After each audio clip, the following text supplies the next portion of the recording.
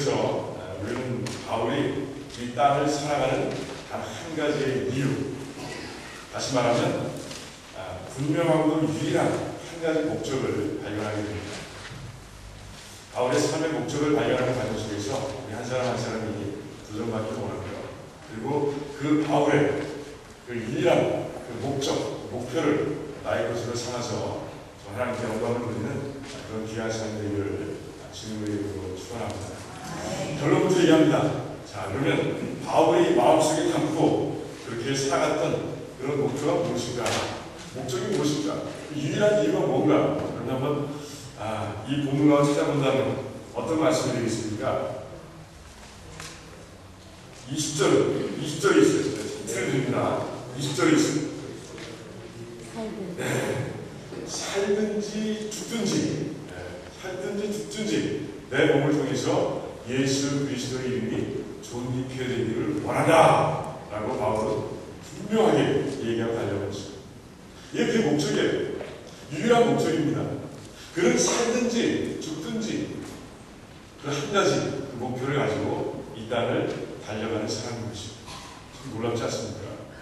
여러분, 이 말씀을 가만히 읽다 보면 살든지 죽든지 굉장히 그 수동적인 그런 상황에 놓여있는 그런 바울의 모습을 발견하게 됩니다. 자기가 어떻게 할 수 없는 거예요. 살든지 죽든지 그 두 가지 중에 하나를 내가 택할 수 있는 그런 입장이 아닌 것입니다. 여러분 잘 아시죠? 어떤 상황입니까? 지금 바울은 감옥에 갇혀 있습니다. 그러니까 살든지라는 얘기는 뭐예요? 이제 황제가 너는 무죄야 라고 해서 감옥에서 벗어나서 살아나든지 이런 뜻입니다. 죽든지는 무슨 뜻이에요? 이제 황제가 너는 유죄야. 그런 가운데 이제 죽음으로 삶을 마치는 그런 상황을 얘기합니다. 그러나 아무런 선택권이 없어요. 그러나 아무런 힘이 없습니다. 그는 무기력해 보입니다. 살든지 죽든지 그는 자기가 자기 운명을 결정할 수 없는 그런 상황 속에 지금 놓여있는 그런 모습입니다. 그런데 그의 편지가 그런 상황 속에 놓여있는 그의 편지가 그런 절망과 좌절과 이런 것들로 차 있지 않습니다. 기쁨과 감사함과 그리고 그의 결단과 능동적인 그의 어떤 모습 이런 모든 것으로 가득 차 있는 그런 모습을 발견하게 되는 것입니다. 참 이상합니다. 그렇죠? 감옥에 갇혀 있으면 이제 살든지 죽든지 두 가지 하나를 택해야 되는 그런 운명이라면 그런 절대절명의 위치에 있다면 우리는 다 정말 힘든 상황 속에서 한숨 짓고 절망해야 할 텐데 바울은 그렇지 않아요. 바울은 그렇지 않습니다. 여러분 19절과 20절의 말씀을 한번 보시겠습니까? 19절과 20절의 말씀을 가만히 조합해보면 여러분들이 알아볼 수 있는 그런 말씀으로 제가 다시 한번 번역해보면 이런 말이에요. 사는 것과 죽는 것은 비록 내가 결정할 수 없지만 어떤 것이 주어지든 간에 그 상황 속에서 나 내 삶의 목표로 세우는 일을 담대하게 이루어갈 것입니다. 그 일은 바로 예수 그리스도를 높이는 일입니다. 나는 여러분의 기도와 성령님의 도우심으로 나의 선한 목적이 이루어질 것을 분명히 믿습니다. 그래서 지금 비록 감옥에 갇혀 있지만 난 나의 삶을 통해서 주의 이름이 존귀케 되는 일이 앞으로 어떤 방법으로 진행될지를 간절한 기대감과 그리고 소망을 가지고 주시하고 있습니다. 이런 말이에요. 놀랍지 않습니까? 어디 이 말 한 구석에 절망과 좌절이 있습니까? 비애가 한 게 있습니까? 그렇지 않아요. 온전하게 정말 하나님을 높이고자 하는 그 어떤 상황에 있으면 내가 하나님을 높일 수 있다는 그런 귀한 결단과 그런 다짐이 스며있는 것을 보게 됩니다. 바울의 담담 앞에서 그를 놓고 있는 모든 환경적인 그런 조건들 그 모든 것들이 다 힘을 잃고 두두둑 끊어져 버리는 그런 모습을 우리가 볼 수 있는 것입니다. 바울은 담대합니다. 당당합니다. 그 감옥에 갇혔어도 이렇게 당당한 모습을 보게 되는 것입니다. 그렇다면 바울을 이렇게 담대하게 만드는 그런 사무실은 나는 한 가지 목적을 이룰 수 있다라고 만드는, 그런 결단하게 만드는, 확신하게 만드는 그런 이유가 무엇이냐 이것이죠. 그것이 무엇입니까? 그것이 바로 분명한 목적이라는 것이죠. 그가 생각하는 단 하나의 이유, 그가 마음속에 담고 있는 그 한 가지의 그 유일한 목적이기 때문에 바울은 지금 당당한 것입니다. 그것이 뭐라고요? 주님의 이름을 높입니다. 내 삶을 통해서 주님의 이름을 높입니다. 저는 그것만 바라보며 달려갑니다. 이 분명한 결단이 그에게 있기에 그에게 당당하고 부끄러움 없이 담대하게 이 생사의 기로 속에서 그는 정말 아무런 문제 없이 평안하게 달려가는 모습을 우리가 보게 되는 것입니다. 죽든지 살든지 그런 것이 왜 문제가 되지 않습니다. 그 문제가 되지 않아요. 그는 한 가지만 이루기 위해서 달려가면 되는 것이에요. 그 목적을 향해서. 자, 만약에 황제가 무죄를 선포해서 살아난다면 바울은 뭘 하겠습니까? 그 삶을 가지고, 그 몸을 가지고 무엇 하겠어요? 예수 그리스도를 높이는 일을 다시 시작할 겁니다. 그런 계획이 있었습니다. 로마로 갈 때 그런 계획이 있었어요. 로마에 들었다가 어디로 가겠다? 스페인으로 가겠다. 라는 그런 계획이 그의 마음속에 있었어요. 왜? 스페인은 로마가 통치하고 있는 그 제국 가운데 가장 웨스트쪽으로 끝에 있는 나라예요. 그래서 내가 끝까지 가서, 로마 제국 끝까지 가서 내가 복음을 전하겠다라는 그런 계획을 가지고 바울은 달려가고 있었던 것이에요. 이제 풀려나면, 내가 살면 내가 그 일을 감당하겠다 라고 얘기하고 있는 겁니다. 성경학자들의 그리고 오랜 전승에 따르면 바울은 풀려납니다. 풀려나고요. 그리고 서방까지 가서, 스페인까지 가서 이제 말씀을 전하고, 그래서 온 로마 제국에 예수 그리스도의 이름을 전하고, 그러고 나서야 그의 삶을 종결짓는 그런 모습을 우리가 보게 되는 것입니다. 죽어도 마찬가지라는 것이에요. 이제 유죄를 선포해서 이제 죽게 된다 할지라도 바울은 순교자의 마음으로 그 죽음을 맞겠다는 것이에요.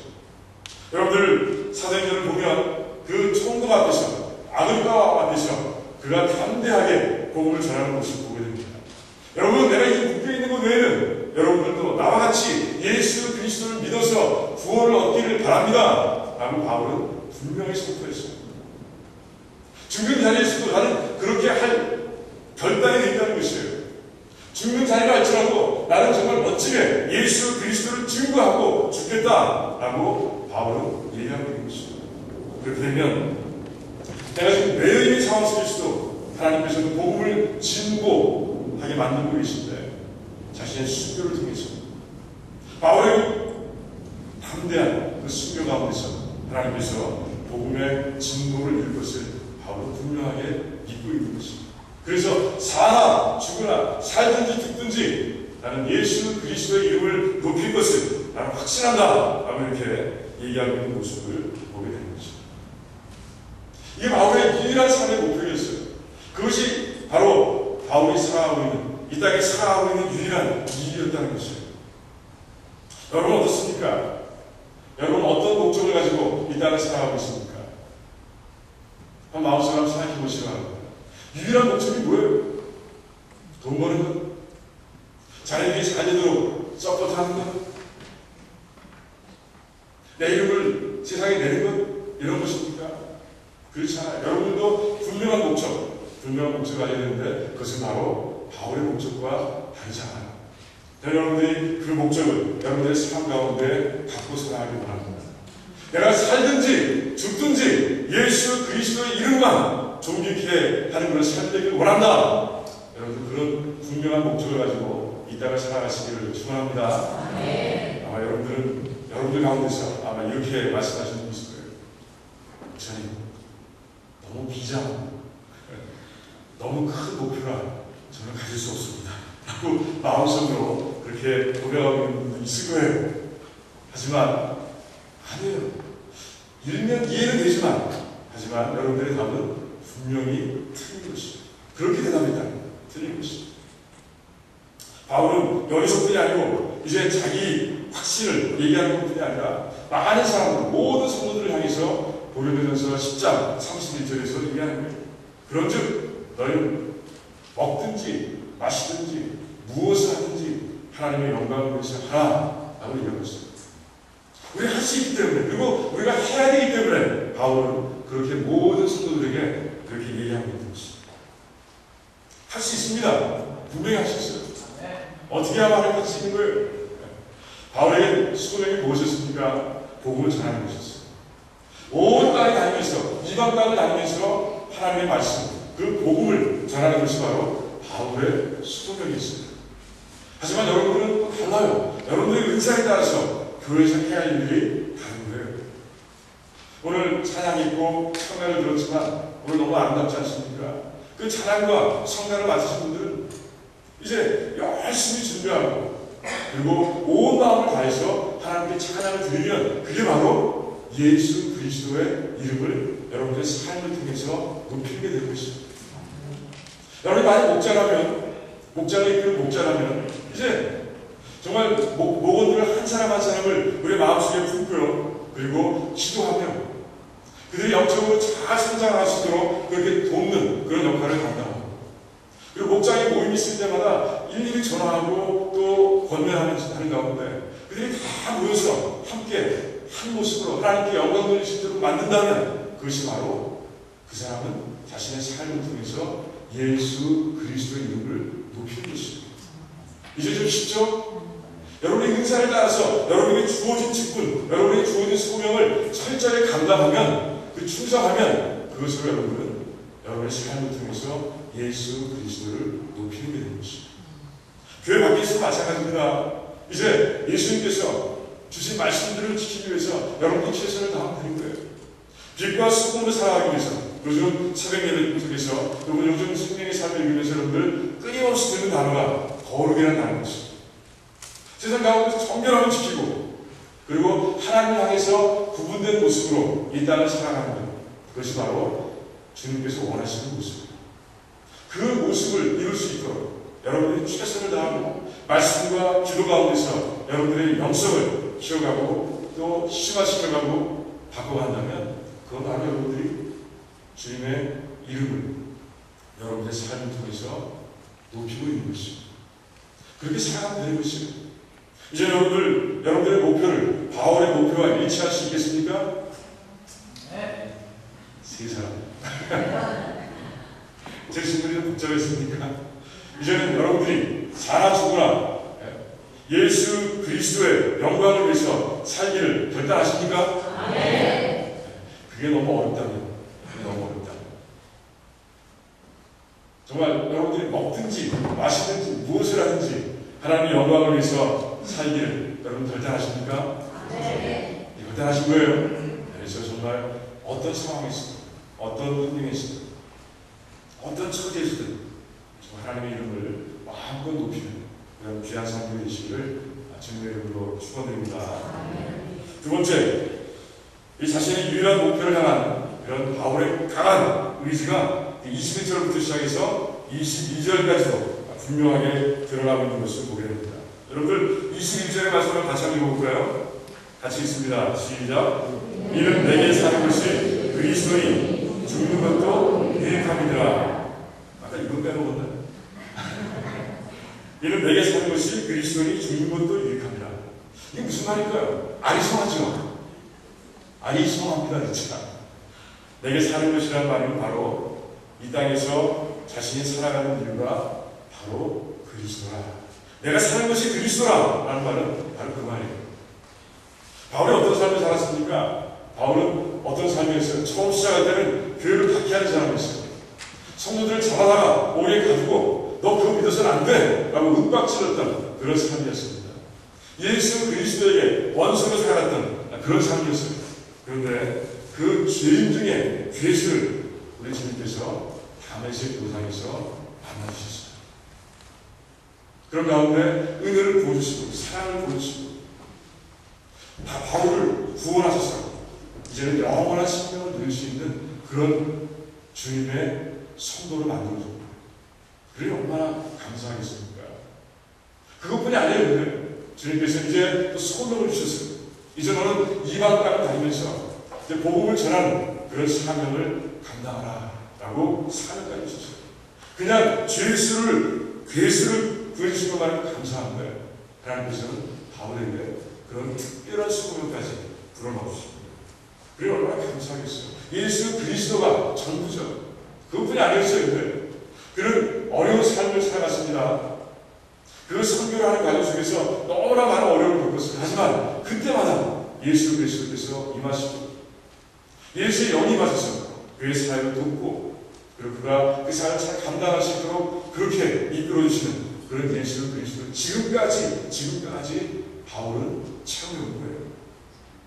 과거에도 은혜를 주신 하나님, 현재에도 은혜를 부어주신 하나님, 그리고 앞으로도 나에게 은혜를 부어주실 예수 그리스도, 그걸 분명히 믿으면서 내가 사는 것 전체가 다 예수 그리스도다 라고 바울은 지금 고백하고 있는 것이죠. 얼마나 멋진 고백인지 몰라요. 여러분들의 삶은 그렇지 않습니까? 여러분의 삶은 그렇죠? 그럴 거예요. 과거나 현재나 미래나 정말 은혜를 부어주시는 그런 예수 그리스도, 그분과 함께 동행하는 삶이 여러분의 삶입니다. 자, 여러분 죽는 것도 유익하다. 이건 무슨 말입니까? 죽으면 그렇게 삶 전체를 들여서 영광을 돌렸던 그 예수 그리스도를 직접 만나는 것이죠. 그리고 그분과 그분에서 영원히 교제하면서 살아가는 것이에요. 그것이 유익이라, 죽는 것도 그래서 나에게 유익이라 라고 바울은 고백하고 있는 것이죠. 세상 사람들은 죽음을 어떻게 생각합니까? 끝으로 생각합니다. 하지만 바울은 이 부활의 신앙이 있기 때문에 그렇지 않아요. 죽는 것이 나에게 유익하다. 죽는 것이 나에게 유익하다. 나는 예수 그리스도를 만나기 위해서 나는 죽는 것이다 라고 얘기하고 있는 것이죠. 여러분들 그렇게 고백할 수 있습니까? 내게 죽는 것이 유익하다 라고 고백할 수 있어요? 별로 아니죠. 고백할 수 있어요.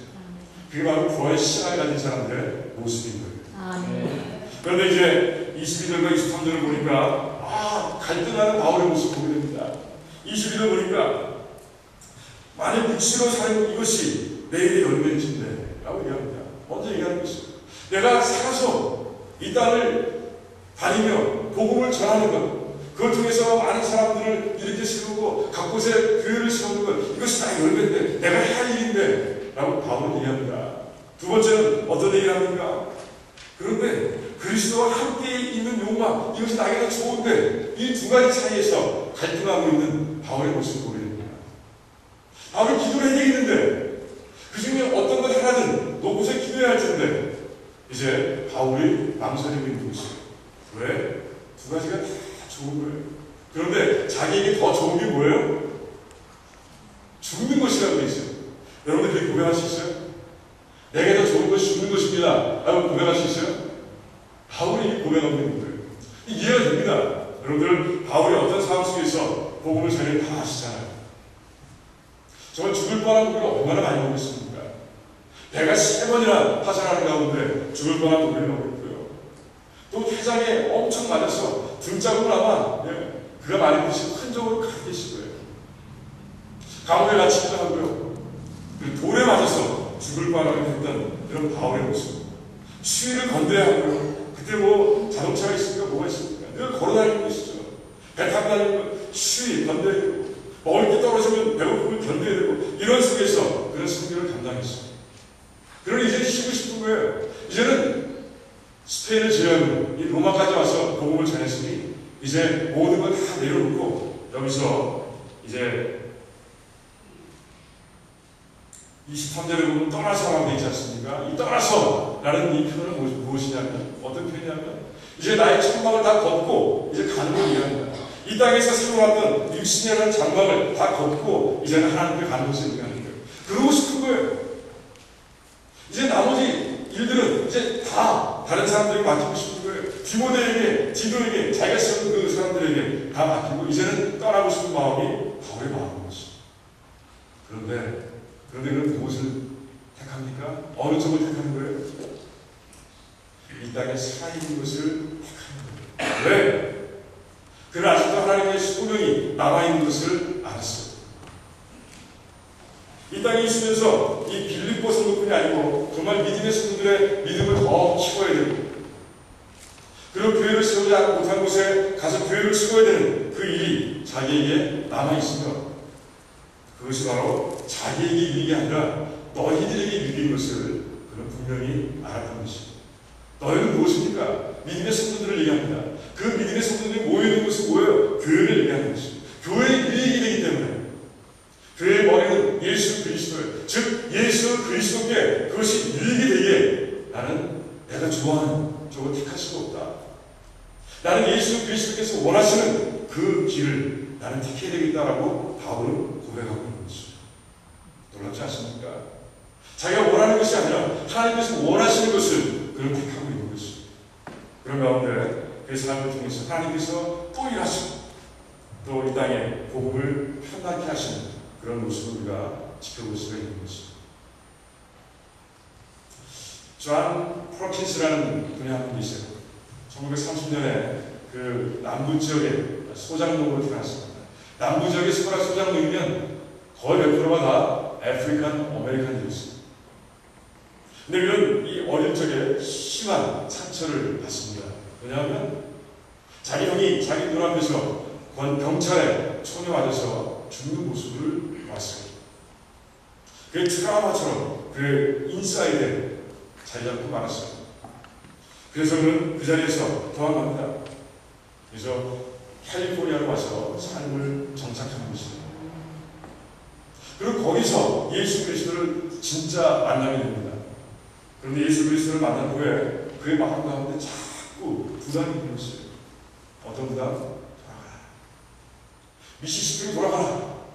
네가 떠났던 미시시피로 돌아가서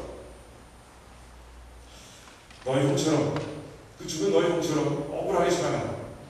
정말 힘들게 살아가라. 그들을 돕는 사역을 펼치라. 라고 하나님께서 계속 그의 마음속에 그 음성을 들려주십니다. 선뜻 떠날 수 없는 거예요. 왜? 그 두려움, 공포, 이 트라우마처럼 마음에 박혀있는 그 공포심 때문에, 두려움 때문에 그는 떠나가기가 쉽지 않은 거예요. 기도합니다. 열심히 기도한 끝에 그는 1960년 드디어 미시시피로 가서 이제 보이스 오브 칼버리 미니스트리라는 그런 미니스트리를 시작합니다. 이제 농촌지역에 가서 소외받고 힘들고 어려움 당하고 있는 그들의 인권을 위해서 이제 주님의 심장을 가지고 일하기 시작하는 거예요. 사역이 점점 이제 성공해가기 시작합니다. 안정적으로 돼가기 시작합니다. 모든 것이 다 안정되고 이제 잘 돌아가는 중에 이제는 이런 생각을 하는 겁니다. 이제는 내가 편하게 목표를 좀 해야 되겠다. 그는 신학교 나왔고 박사학위를 받았습니다. 그는 어디 가서 교회를 해도 잘할 수 있는 그런 마음이 있었어요.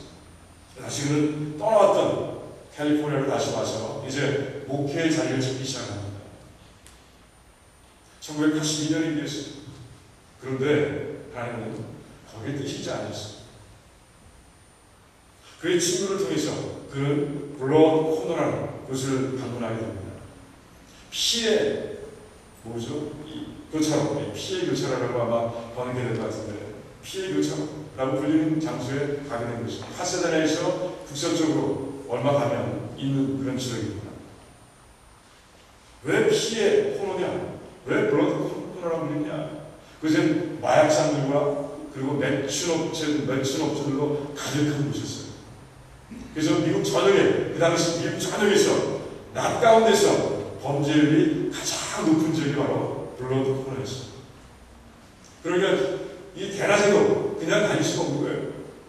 무서운 거 언제 어디서 총알이 날아올지 모르는 거예요. 그런 지역을 이제 친구의 손을 잡고 가서 보게 되었습니다. 그의 마음속에 담겨온 것이 있었어요. 아이들의 모습이었어요. 그곳에서 저 아이들이 어떤 신앙을 가지고 살아갈까? 하나님의 부담이 그의 마음 가운데 꽂혀갔습니다.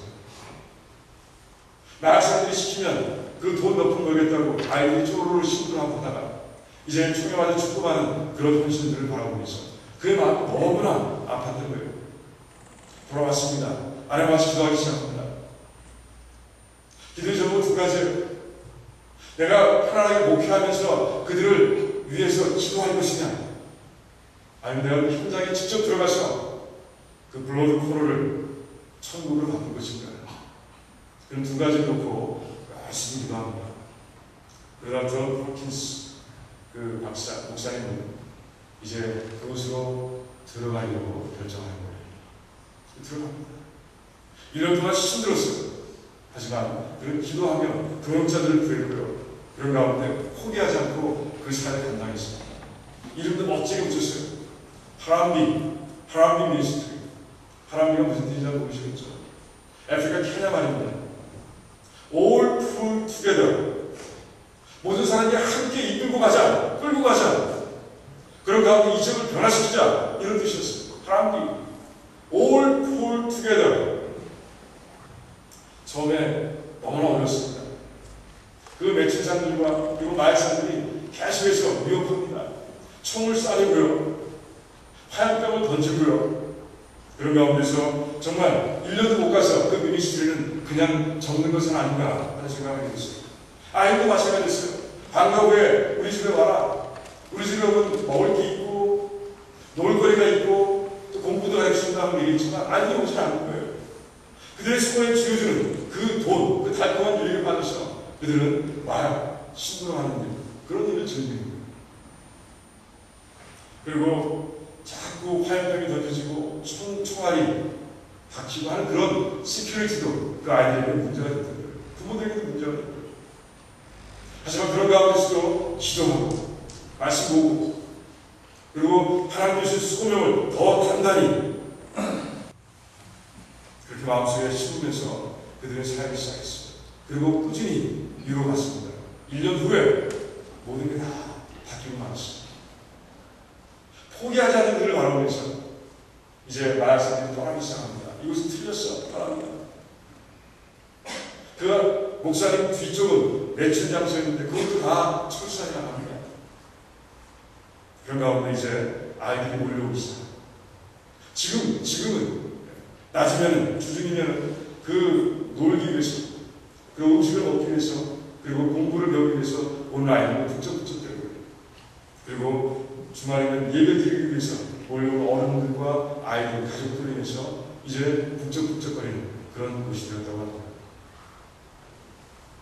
하나님이 그 지역, 그 미니스트리 담당하던 그 지역, 이제 마약 거래하는 그 중심지가 이제 미니스트리의 헤드쿼터, 본부가 됐고요.